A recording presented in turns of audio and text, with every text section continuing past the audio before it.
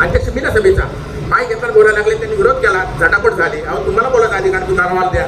दुसरे एक जण माझे मित्र माझे सभापती उठले बोलायला लागले, मग मी सांगितलं असं करू नका. आणि त्यांनी सांगितलं तुमचे दादागिरी गुंडगिरी चालणार नाही.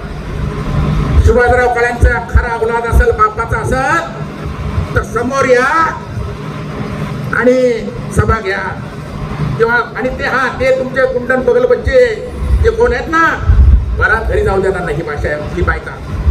अहो ते गुंड बगल बच्चे नव्हते, आमचे कवडे साहेब आहेत, ते अमरापूर सोसायटीचे प्रतिनिधी म्हणून आले होते. ती पहा आणि माऊली खंडाने माहीत उचलला आणि हे उचलला. तुम्ही इतकं देत असाल, मी जुन्नर तालुक्यातल्या जनतेला आज खासदार साहेबांच्या समोर सांगतो, तुमचं आव्हान स्वीकारलं. सगळ्या तयारी कुठे यायचं सांगा मला.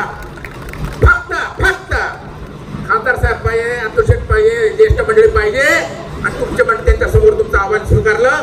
कोण कोणाला जाऊ देतं का नाही फक्त स्वीकारलं आव्हान स्वीकार.